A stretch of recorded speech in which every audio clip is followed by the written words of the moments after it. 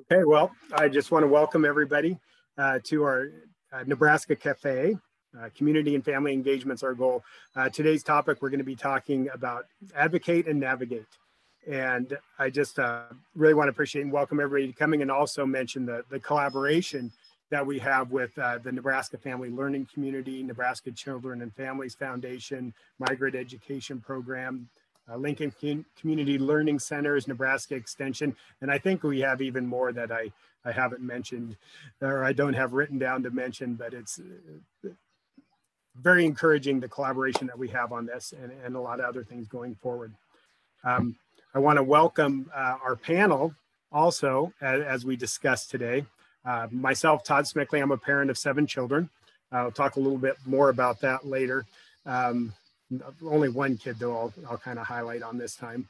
And Shannon Gibson, she's an educator, pre-K elementary school counselor from the Omaha Nation and in Macy, Nebraska.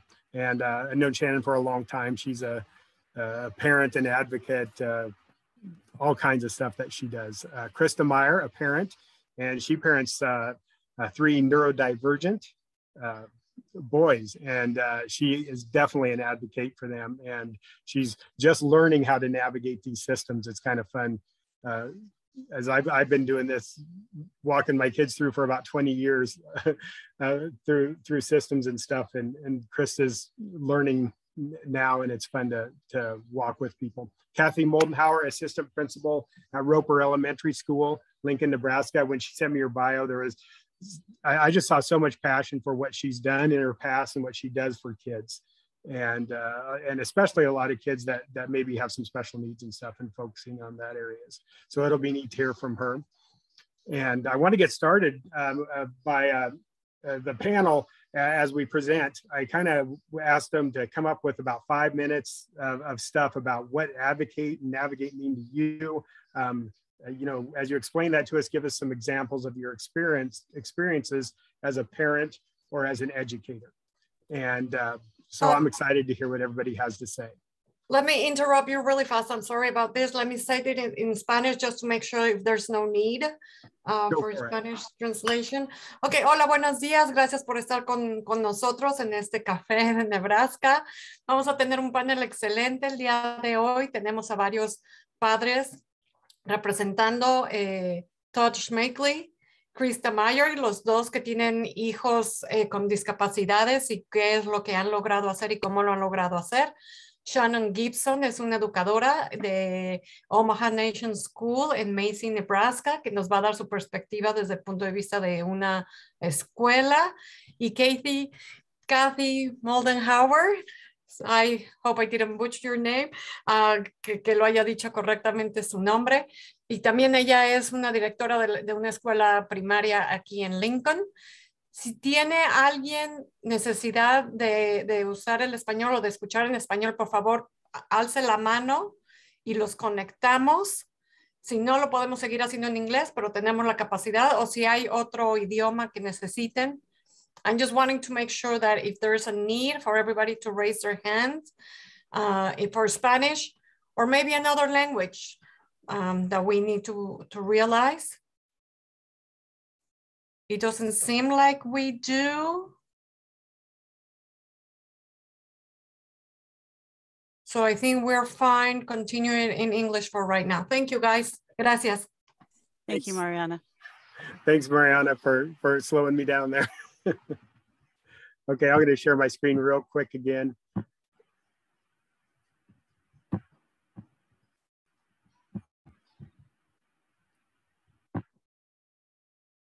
Okay, so as I get started here, I'll go first. I'm not going to take up very much time because we've got some really good people, but advocate. I was going through definitions, you know, and kind of keeping in context, you know, with parents and education and stuff. And in the dictionaries, some of the best things I found was advocate.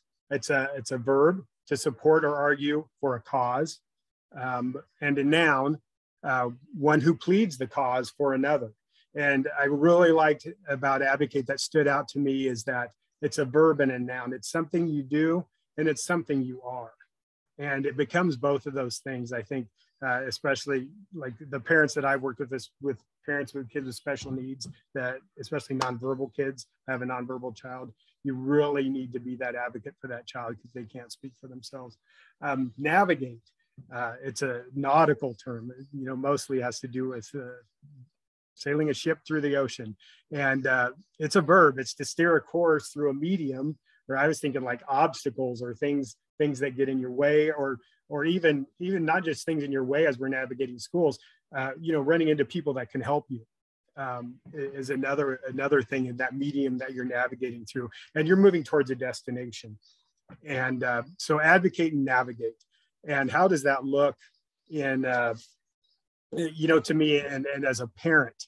I said earlier, I have 7 kids, 5 adopted kids. They've all been on IEPs, the 5 adopted at one time or another. And we've had to do a lot of advocating for them. And I think of Amber. Amber is 20 years old now. We adopted Amber when she was 2 years old. And we had her in Montessori school initially. And she did okay there. But, that's when maybe parents start noticing something. It's like, we raised 2 kids already, and something's a little bit different. They went through Montessori school. They did okay. And Amber was very typical, everything. She did have reactive attachment disorder, being adopted at 2 years old. So maybe that had something to do with it. Then we started her in a small school called Good Shepherd Lutheran School, a private school. There's about 20 kids in that school. And it really was modeled after classical education. But everybody, Amber, as we notice some things, everybody else say, oh, she'll just learn in her own time. Oh, she'll just this. Oh, she'll just that. And that gets really frustrating for a parent. And I know I see some heads nodding right now, that it's okay. They're just a late bloomer, this and that. And it got really frustrating. We had Michael that was in another school. He had severe disabilities, wasn't even speaking at 3 years old. And as we kind of talked around and we're kind of throwing our concerns out there, and most people dismissing them. Some people said, well, I know she's in a private school, but the school, do you have an IEP for her? And we didn't have an IEP for Amber because she was in a private school. And they said, well, you can get an IEP for kids if they're in a private school. And we met with the school district, the local person, we went through all the MBT stuff and got Amber evaluated. And I remember sitting down in that meeting with the principal and with the IEP people and the teachers at the private school. And we finally felt validated. We met the teachers, we got it done. We were validated. My wife was in tears because someone finally recognized and saw the things that she was seeing with Amber. And also I wanted to make sure when I talk about advocating, my wife is the chief advocate. I'm just kind of maybe the vehicle that we use. She has the best ideas and stuff for doing that. But as we advocated for Amber, and then the navigation of the system, Amber went through 6th grade in that private school. She got off her IEP probably about 4th grade. That tremendously helped her learn and keep her on a path. Amber homeschooled and learned kind of how to teach herself through middle school and her freshman and sophomore year. Then she begged us, let me back in school. And so she went to Lincoln High, and she ended up getting on the honor roll her senior year. And she's about ready to graduate with her associate's degree. That's all the good stuff. I won't share any of the fun stuff, raising kids, but that advocation, then navigating all those systems, public school, private school, homeschool, was something that was just, I don't know, it's just something you got to do with your kids. And that was just my experience of the education system. And I feel like them coming in and helping along the way, and helping Amber she'd probably graduate in August or just sometime in the fall from Southeast Community College with her associates. So, and she's going to give me my first grandbaby soon. Pretty awesome. I'm going to pass over to Shannon and let Shannon share. Get myself unmuted here. So I myself have ADHD. So if I start going way too fast, you all tell me to slow down, because my brain works a lot quicker than my mouth, but it tries to keep up. Let's see. I'm old. I hit the 49-year-old stage, and I still think I'm going to be a parent here. So I have a 27-year-old that's married and going to have a baby this month. So I'll be a grandma of a little girl. I have a 23-year-old daughter, a 21-year-old son. Jess is the reason I started advocating really big in just the area of disabilities. He really quick, long story, but I'll make it quick. At 19 weeks of pregnancy, 11 weeks, we found out we had twins. 19 weeks, I went into labor and had his twin. Jordan was born sleeping. They told us within 6 to 8 days, I would go into labor with the remaining child, telling us that that would be just my body's natural way of kind of discontinuing the pregnancy. They suggested we terminate it instead of waiting, and we chose not to. We felt that that was not our call. So on a very crazy thing, 3% chance of Jess to survive, we made it 76 days on bed rest after I had my first son.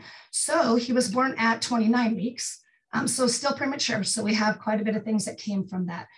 Cerebral palsy, which is really paraventricular leukomalacia, which is a brain injury due to that early birth of his twin brother. So he's in a wheelchair. They told us he'd be a vegetable. They were wrong. He has got a sense of humor that's right at his age of 21 years old. He is cognitively stopped at about 4th grade, but he's socially right there with the 21-year-olds. He wants to go to the bar. He wants to hang out with his older sister. He loves to throw out cuss words because he thinks he can now that he's 21. So it's an eventful situation with a 4th grade brain. So we have some things to maneuver there. A whole new life right now hitting 21. There's a different road of advocacy. It's a scarier road, a little muddier, I would say. So because we weren't busy enough when I started over here on the reservation, I was approached to do foster care. I was annexed in. We've had 10 children, but we have now a 6-year-old and a 5-year-old sibling set that are ours. We have guardianship of them, and took in an emergency placement in July. Still have him. We're going to go. He's a year old this month. So we started back over with a 6, 5, and 1-year-old. Those 3 are also started on IEPs. They were drug exposed in utero. So we have some things to advocate there as well, a different avocation again from my first son. So when I was in the hospital with Jess, trying to just stay pregnant if I could, that's when I realized just how important it was, how we thought of things and how we processed things, and went into counseling. I got my master's in counseling. So that's kind of what started everything going. I'd watch people mentally and emotionally break down, and that would usually set them into labor, and their journey would be over. And I thought, nah, I got to stay ahead of this. And it's kind of how I learned how to play the game. So counselor, sped teacher. I was a sped teacher for 12 years. So I've been on both sides of the table. It was really easy before I had kids with disabilities to be on that end of the table and throw out what your rights are and where to sign and what the goals are. And when I was on the other side of the table, it was a whole new role. And I really understood what it was like to be on the parent side and how different I needed to be on that educator side. Not that I was a cold person, because I really felt I cared, but there was a lot of things I needed to do, just even where I sat at the table and just how I advocated for those parents. So that helped. I was put in some situations to realize this is where I need to be. But gosh, I could go forever, Todd, you know that. But I'm here to help and to offer suggestions if anything's needed. We are officially off mask. Our reservation had been masked until yesterday. So we are mask free, and we're seeing smiles and faces. And I tell you what, if that doesn't give you goosebumps of being able to finally see my little ones rolling in here. So we're doing good. Everything's going well right now. A little scary, but we're rolling in it. So anything else you want me to touch right now, Todd, or just kind of hold off there? Nope, that's fine. We can move over to Krista and have her share. She's got a good story. Thank you, Shannon. Thank you, Shannon. I love your story, and I'm interested to even hear more about it as we continue to go on. I'm Krista Meyer. I am a mom to 3 incredible neurodiverse boys. They are ages 9, 7, and 5. There are 3 simple letters that often make me cringe: IEP, Individual Education Plan. I've attended plenty. Most IEPs will bring me to tears, either before, during, or after. I shouldn't, I don't know why at this point. I should be mentally prepared. There's just something about sitting around the table feeling like the odd one out, the one that's on the outside because you're not part of the educational system, the one who doesn't know all the rules, what is acceptable or what is not. Are they saying no to something because they don't want to pay for the extra cost, or because it is truly not an option? Or are there additional services to request that I just don't know about? I've not had a job outside of the home for the last 6 years. Each of our boys have special needs that require intense speech and occupational therapy, along with some physical therapy and counseling. I'm currently taking them to about 9 appointments a week. Yes, they receive services through the school system. They're great services, but they just aren't enough. My first experience with an IEP was when my oldest, Landon, was 2. He was screened by early childhood development for his speech disorder. He was behind in expressive speech, but not in other areas. So he was denied services. The fact that he was unable to verbally express himself was brushed off. He was later denied services a second time. We were then instructed to read to him more and speak with him while driving the car, as if we weren't already. Not once were we referred to other options. We did not know that they were only looking at him through an educational lens. At this time, we did not realize how seriously this would impact him. It wasn't until he was 4.5 that he fell into their qualifications to receive at-home services. 8 months later, after he started preschool, they suspected he had apraxia, a disorder we had never heard about, a neurological-based motor speech skills disorder, a disorder that requires intense speech therapy and hopes to one day speak clearly. As he has gotten older, we have found that apraxia affects more than just his speech, but motor control of his entire body. It takes a lot of repetition to learn a new skill. He also has ADHD, which makes focusing on learning any skill hard. Apraxia is affecting his ability to read. He feels he will never learn how. He has developed anxiety from not being able to communicate. He feels like he will never get to the same level as his peers, and he's losing interest in fighting for it. Through our experience with Landon, we learned that what we had to do as parents. Not only did we have our younger 2 screened by early childhood, but we had to advocate to make sure our voices were heard. Our middle started at-home services at the age of 3, our youngest at the age of 2. Our youngest is far more advanced. He is now 5 and surpassing Landon, who is 9. I feel this is due to advocating, early intervention, and seeking outside resources. I won't lie, it has been a bumpy road. I'm not sure how many IEPs I've attended for Landon, but I have learned that it is a team effort. Yes, intimidating at times, but the meeting is all about my child. It is all about discussing what he needs and what we can do to best help support him grow and learn. Another thing that I've learned is that communication is huge. I'm frequently emailing teachers on our kids' teams to help with many things. It helps with communication breakdowns. The kids don't always have the verbiage to tell me what is going on at school, or if we're doing something at home, they don't know how to express that to the teacher. If they're having problems with homework, I simply email the teacher and they will help guide us with what to do, or they'll give extra curriculum while at school to help the kids. I can proudly say that all 3 boys have made progress along this journey. A big question that you may be asked today is, why do you advocate? My answer is easy. I advocate to provide my boys with a good quality of life, a life that they can be proud of, where they can continue to grow and succeed without shame and at their own rate. I advocate to help our kids develop social relationships with friends that they desperately desire to have. Most importantly, I advocate to make sure that their voices are heard. Thanks everyone for listening to this part of our journey. Thanks, Krista. That was great. That was great. Kathy. Okay, well, thank you for having me be part of this today. Krista, I am hearing your story. I am so sorry that has been your experience, and your kids are very lucky to have you as their advocate. I am here. I love my job. I love what I do. I'm here to help kids. And today your topic is advocating and navigating. Being a parent is the best job we have. I'm a parent first, and I when I call parents and talk with them, if I've talked to their kids that day, I always call and communicate that, because they are the first person in that kid's life that supports them. And so, but it is also the hardest job I have, is being a parent. And there is no book of how to tell us how to do it. We just lead with our heart and our mind, and do what we think is right as parents. I have 2 great kids. So I think when I became a mom, I became a better educator as well. I have always been part of special education. That is my love, as you talked about, Todd. I started out as a resource teacher and co-taught with many of my colleagues, then was a stay-at-home mom for a little bit. Then I worked for Easter Seals. It was a blessing. I got to take my oldest, who is also on this call, to work with me. And so when I'd give tours, it was 40% inclusive childcare center. And we also had a free public preschool. So, and then when I moved back here, I have been an administrator as part of special education.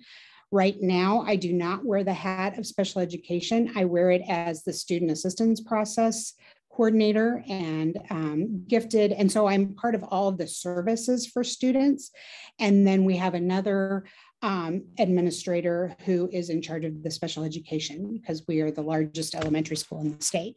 So we have several administrators that take on different roles.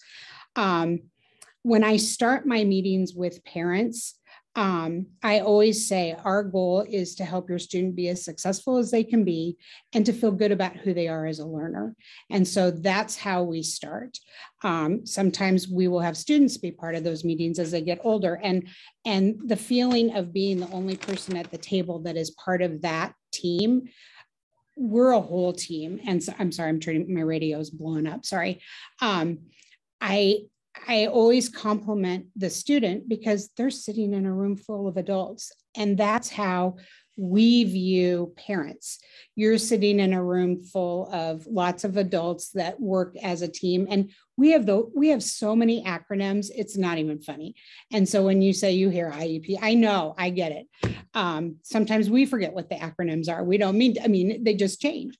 So, but the point of our meetings and the point of you advocating is always to get the best outcome and the most support for your student. And so I view my role as we can't do it if we don't have parents there with us. And we should be as transparent as possible. Communication, you brought up also, Krista, is so important. We have some that we email with. We have some that we don't write things on because it hurts the kids' feelings, but the parents still want to know that. So we work all that kind of thing out. That's very important. Some kids aren't able to share their day with their parents at home.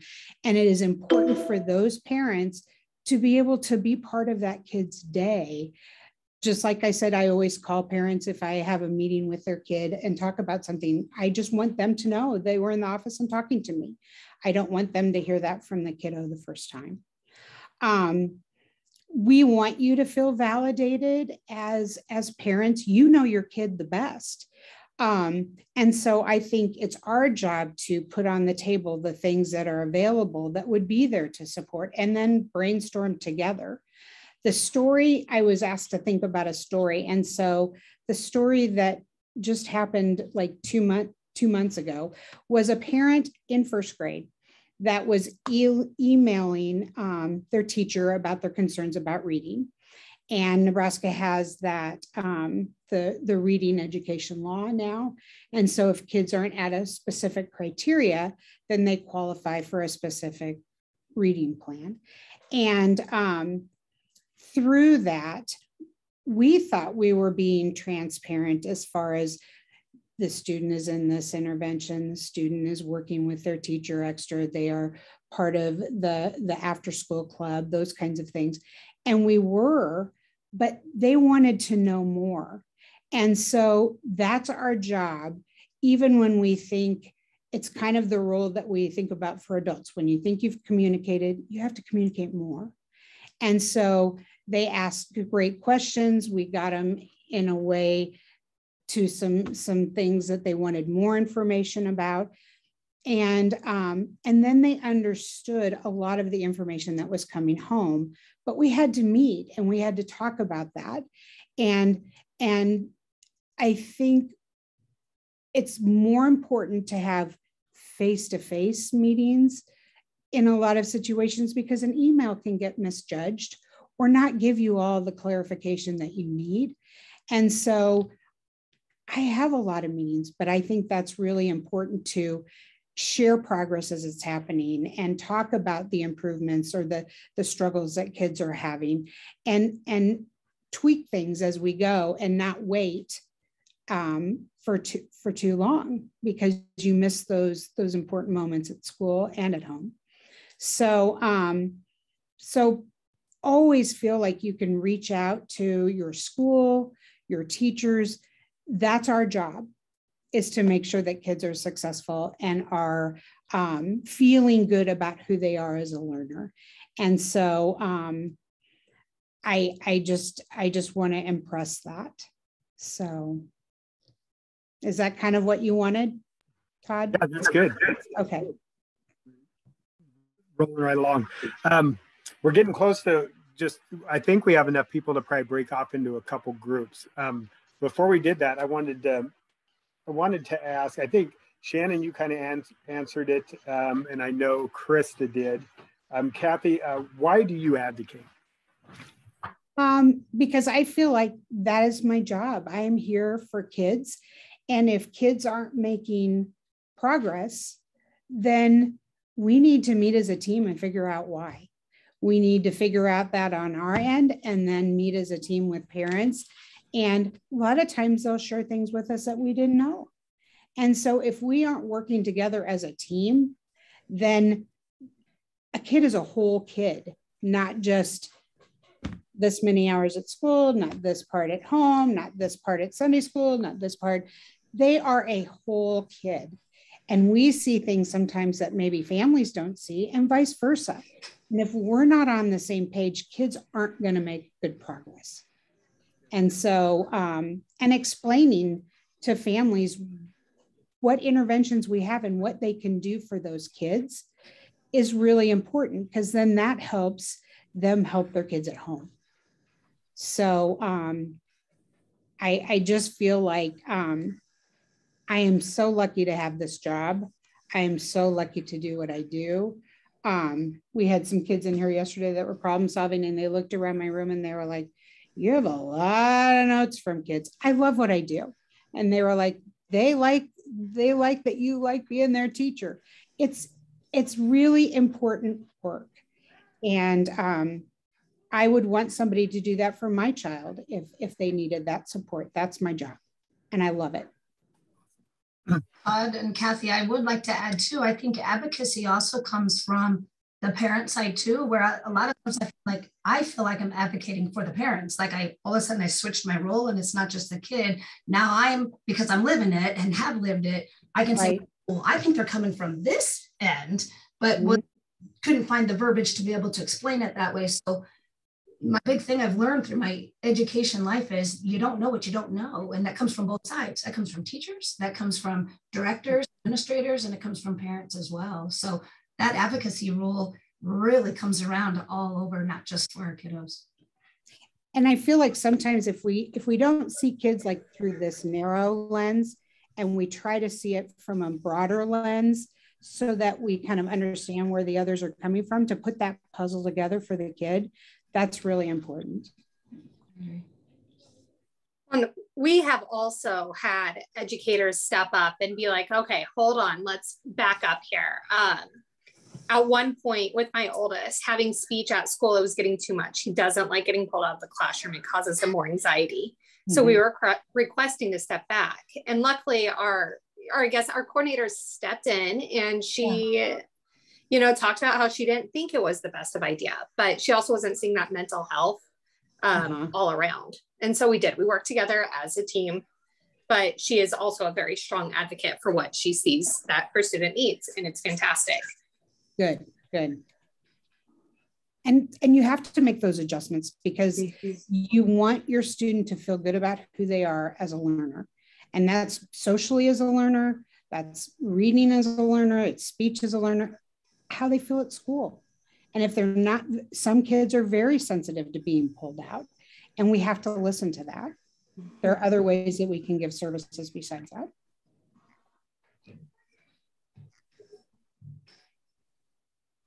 that. Has anybody got any questions for any of the panelists before we head to small group? I think we have a little bit of, we can spare a little bit of time if there's a question. Okay. I know there's a lot of comments if you get a chance to peek at the chat, especially the presenters. There's some nice things said about you. Let's go ahead and you got us ready to break into a couple small groups, Sandra, and Shannon's going to lead one group, and I'm going to lead the other group. Or so before we do that, Deb got out of mute. I believe she has a question or a comment. So right before we go there, who was it? Deb. Deb, go ahead. No, I put in the chat already that it's so great to hear everyone's passion, and I think that's what it does. And I mistyped. I said it does take a village, but we also have to have that same vision, right? Shared, because we want the best for every child. And you know what? Teachers or parents, you are the first teacher, and then the rest of us become part of your teaching, learning family, right? Along the way. I think Shannon, you said it best. You have all kinds of whatever you said, all different roles that we take. And then, you know, I don't like the word expert, because I don't think anyone's an expert. Because if you think you're an expert, I think you have too big an ego and you think you know it all. So guess what? You need to back off, and someone else knows a lot more, because we can't know everything, right? And so we have to be a partner in all this journey. So bless you for all your passion, and bless you for advocating not only your teachers, but all of your students and everyone else that you work with. So thank you. Thank you. Thanks, Deb. Anyone else before we go to small group? Thank you, Mariana, for that. Okay, let's go.